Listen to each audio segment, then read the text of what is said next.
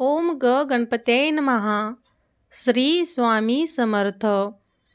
God is great या चॅनलमध्ये तुमचं सहर्ष स्वागत. तुम्ही नवीन असाल तर चॅनलला लाईक आणि सबस्क्राईब करा.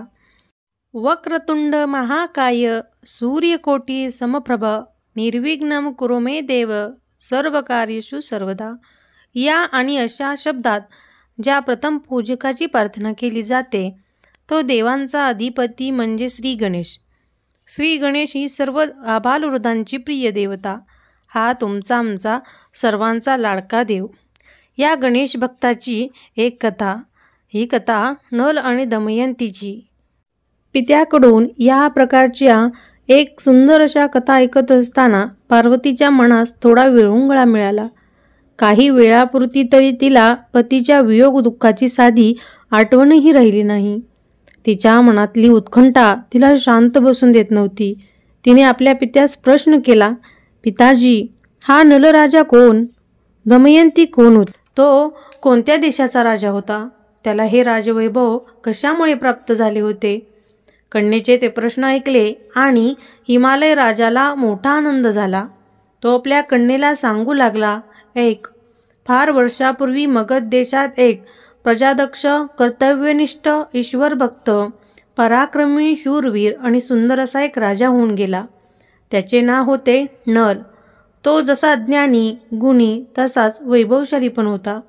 मात्र या नलराजास त्याचे रूप, सौंदर्य, यश, कीर्ती, धन या कशाचा म्हणून थोडासुद्धा अभिमान नव्हता. उलट आपल्याला या साऱ्या गोष्टी या जन्मात लाभल्या आहेत अशी त्याची श्रद्धा होती. या यशवंत, गुणवंत आणि कीर्तिमान अशा नलराजास एक अत्यंत सुंदर, रूपवान, सद्गुणी अनलाखात एक अशी देखणी राणी होती. राजाच्या त्या पत्नीचे नाव होते दमयंती. नल आणि दमयंती हा जणू भूलोकीचा लक्ष्मी नारायणाचा जोडा होता. जणू दमयंतीचे रूप आणि सौंदर्य हे सर्वांना हेवा करावा असे होते. त्या दोघांचे एकमेकांवर अपार प्रेम होते. दोघांना एकमेकांशिवाय क्षणभरही करमत नसे. एक दिवस अचानकपणे नलराजाच्या राजदरबारात गौतम ऋषींचे आगमन झाले. त्यांना आपल्या दरबारात प्रवेश करताना नलराजाने पाहिले. मात्र आणि यावे मुनीवर असे म्हणत तो त्यांना सामोरे गेला. नलराजाने गौतम ऋषींचे स्वागत केले, त्यांची पाद्यपूजा केली, त्यांना फलहार दिला आणि विनम्रपणे हात जोडून राजा त्यांच्या समोर उभा राहिला. गौतम ऋषींनी शुभम भवतु, कल्याणमस्तु असा आशीर्वाद राजास दिला. मग त्यांच्या चेहऱ्याकडे पाहून गौतम ऋषी म्हणाले, राजन, तुझा चेहरा असा शांशक का? आणखी काही एखादी अज्ञान गोष्ट जाणून घेण्याची तुझ्या मनात इच्छा आहे का? त्यावर अधिकच नम्रपणे ऋषी चरणांना अभिवादन करून राजांनी त्यांना विचारले, ऋषीवर, प्रत्येक मनुष्याला त्याच्या कर्तृत्वाप्रमाणे सुख, दुःख, वैभव व दारिद्र्य, राजा किंवा रंकपद हे भोगावे लागते. ईश्वर कृपेने मला या जन्मी हे वैभव प्राप्त झाले आहे. ते माझ्या गतजन्मीच्या कोणत्या पुण्यकर्माचे, व्रताचरणाचे फलित आहे मी जाणून घेऊ इच्छितो. कृपा करून आपण मला ते सांगाल का? त्यावर गौतम ऋषी म्हणाले, वा राजन, आपल्या कृतकर्माबद्दलची तुझी जागरूकता खरंच कौतुक करण्यासारखी आहे. तेव्हा आता तू तुझ्याच गतजन्माची कथा ऐक. पूर्वी गोड देशात एक सुंदर असे नगर होते. त्या नगराचे नाव होते पिंपळपूर. त्या नगरात एक गरीब क्षत्रिय कुलातला माणूस राहत होता. त्याला लक्ष्मीचे नव्हे तर सरस्वतीचे वरदान होते. त्याच्याकडे पैसा, अडका, धन, संपत्ती नव्हती, पण मोठ्या प्रमाणात ज्ञान होते. पण राजा, या व्यवहारी जगात माणसाचं मोल हे त्याच्या ज्ञान आणि गुणावरून ठरवले जात नाही, तर ते त्याच्याकडील पैशा अडक्यावर, धनसंपत्तीवर मोजले जाते, हे तू जाणतोसच. त्यामुळे ज्या माणसाला समाजात दारिद्र्य, धनहीन, गरीब म्हणून कोणताच मान सन्मान नव्हता, इतकेच नव्हे तर त्याची बायको, मुलंही सुद्धा त्याची साधी अवस्थेने प्रेमाने विचारपूस करत नव्हती. या सगळ्या त्रासाने आपल्याच माणसाच्या, समाजाच्या त्याला मिळवणाऱ्या वागणुकीने त्याचे मन कंठाळले, व्यथित झाले. आणि त्या सर्वांकडे पाठ फिरवून त्याने दूर अरण्यात निघून जाण्याचा निर्णय घेतला. अरण्यात दुःखी, कष्टी मनाने भटकत असताना तो फिरत फिरत कौशिक नावाच्या एका ज्ञानी ऋषीच्या आश्रमात येऊन पोहोचला. त्या आश्रमातले शांत, प्रसन्न वातावरण पाहून त्याच्या मनास मोठा आनंद झाला. त्याने आश्रमात जाऊन कौशिक ऋषींचे दर्शन घेतले. त्यांना साष्टांग नमस्कार घातला.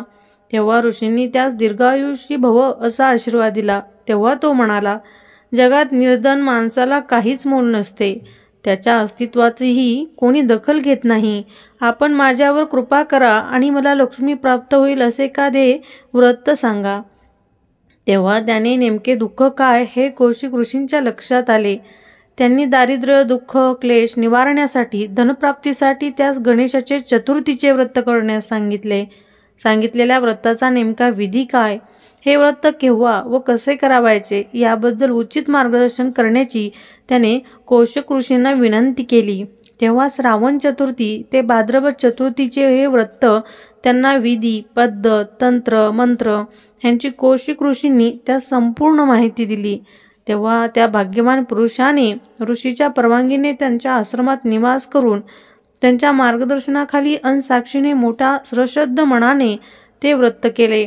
गणेश मंत्राचा जप केला, सहस्त्रनामाचे पाठ केले. त्यामुळे श्री गजानन आणि धनदात्री लक्ष्मी माता त्यांच्यावर प्रसन्न झाले. पण लवकरच तो आयुष्यमान सरताच गणेश लोकी गेला. त्या जन्मातील पुण्यकर्माचे, त्या व्रताचे फळ भोगण्यासाठीच त्याला या जन्मी एका राजकुळात जन्म मिळाला आहे. हे नलराजा, तो भाग्यवान पुरुष तूच आहेस, तूच आहेस. ऋषींचे ते शब्द ऐकून नलराजा त्यांच्या चरणावर मोठ्या श्रद्धेने नतमस्तक झाला. आपल्या कन्येस हिमालय राजाने आणखी एका राजाची सुंदरशी कथा सांगण्याचा प्रारंभ केला. तो कन्येस सांगू लागला, हे पार्वती, या भूतलावर पूर्वी मालव नावाचा एक देश होता. त्या देशाच्या पराक्रमी, शूर, ईश्वरनिष्ठ अन प्रजाप्रिय अशा राजाचे नाव होते चंद्रगंधा.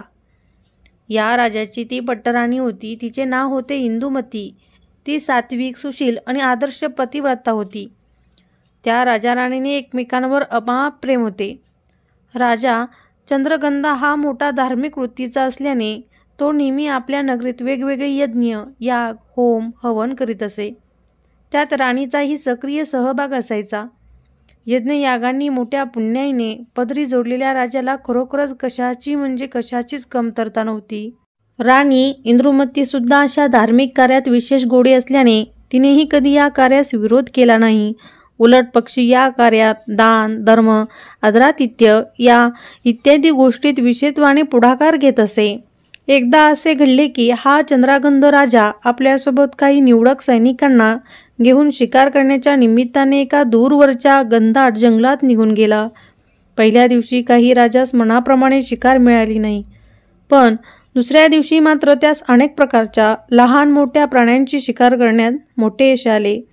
दिवसभर रानावनातून भटकून शिकार करून आता मागे वळणार तोच राजा आणि त्याचे सैनिक यांना त्यांच्या डोळ्यासमोर प्रचंड मोठे धुळीचे लोट उडताना दिसले. पायाखालची जमीन हादरू लागली. कसले तरी भयानक आवाज कानावर येऊ लागले. सर्वांनीच डोळे चोळत जरा सावधीने समोर पाहिले. तो काय 12-15 अक्राळ विक्राळ अशा राक्षसांच्या टोळीने त्या सर्वांना घेरले होते. ते राक्षसाचे भयानक देह, विद्रूप चेहरे, विकट हास्य यांची काही सैनिक घाबरून गेले. काहींनी पळ काढला तर काही भीतीने गलीगात्र होऊन मूर्छा येऊन खाली कोसळले. तोच त्या राक्षसांच्या मधून एक चित्रविचित्र देहाची राक्षसीन राजाच्या पुढे आली. त्याला पाहून म्हणाली, वा राजा वा, तू खरंच शूरवीर अन धाडसी आहेस. तुझी सर्व सैना भीतीने गलित्र गात्र होत आलेली असताना तू एकटाच मोठ्या धैर्याने आपल्या हातातले शस्त्र सांभाळून आमच्यासमोर टिकाव धरून उभा आहेस. हे राजा, तू इतका सुंदर, रूपवान अन देखणा आहेस की तुला शासन करण्याऐवजी मी तुझ्या प्रेमळ मिठीत मला घ्यावे असे वाटते. मी तुझ्या रूपसौंदर्यावर बाळले आहे. तू मला जवळ घे, माझी काम इच्छा पूर्ण कर. त्या राक्षसिणीचे ते शब्द, ती इच्छा ऐकली आणि एका क्षणात रागाने त्याने मान फिरवली. त्याने तिला कठोर शब्दात निर्बसना केली आणि त्याने तिच्या त्या विलक्षण मागणीस नकार दिला. तो तिच्याकडे निश्चयात्मक भावनेने पाठ फिरून उभा राहिला. तोच ती राक्षसीन एखाद्या सुंदर यौवनभरी युवतीसारखी येऊन त्या राजाच्या अंगास भिडली. तिने बळजबरीने त्याला मिठीत घेतले. तोच राजाने मोठ्या चपळाईने तिच्या मगर मिठीतून आपली सुटका करून घेतली आणि स्वतःचा बचाव करण्यासाठी त्याने धावत धावत जवळच्या एका तलावात उडी मारली. नेमका त्याच वेळी त्या जलात काही नागकन्या स्नान करीत होत्या. अचानक एक उत्तम पुरुष, तोही लोभस आणि राजबिंडा त्याला आपल्यासमोर जलात एकत्र पाहून त्या नागकन्या राजा चंद्रागंध याच्यावर मोहित झाल्या. प्रमुख राजकन्येच्या एका नेत्र इशाऱ्यावर इतर कन्या दूर झाल्या.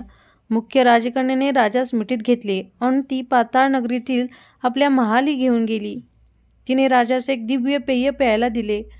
त्यामुळे राजा ताजा तवाना झाला. नागकन्याची प्रमुख आणि इतर नागकन्यांनी चंद्रगंधाकडे तशीच विलक्षण मागणी केली. पण एक पत्नी व्रत पाळणाऱ्या धर्म, शास्त्र, आचारनिष्ठ राजाने त्या नागकन्याची ही इच्छा पूर्ण करण्यास आपण असमर्थ आहोत. आपण विवाहित आहोत, एकपत्नी वचनाने बांधील आहोत हे त्या नागकन्यांना सांगितले. तेव्हा आपली इच्छा पूर्ण न करणाऱ्या त्या राजास शासन म्हणून त्या नागकन्यांनी पाताळलोकीच कैद करून ठेवले. इकडे राणी इंदुमती राजाच्या वियोगात कणाकणाने झुरू लागली, तर तिकडे हतबल झालेला चंद्रागंधा राजा हा तुरुंगात अडकून पडला. तोच इकडे त्या राक्षसिणीला तिच्या काही सहकाऱ्यांनी अशी माहिती दिली की तुमच्या मिठीतून सुटका करून घेऊन पळून गेलेला राजा हा तळ्यात लपून बसला आहे. हे वृत्त समजताच त्या राक्षसीने एका घोटात त्या तळ्यातले सर्व पाणी पिऊन टाकले, पण राजा काही तिथे सापडला नाही.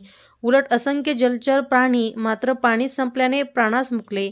तिकडे राजा चंद्रगंधा हा नागकन्येने बंदिवान करून ठेवला. काठावर ती राक्षसीन त्याची वर येण्याची वाट पाहत होती.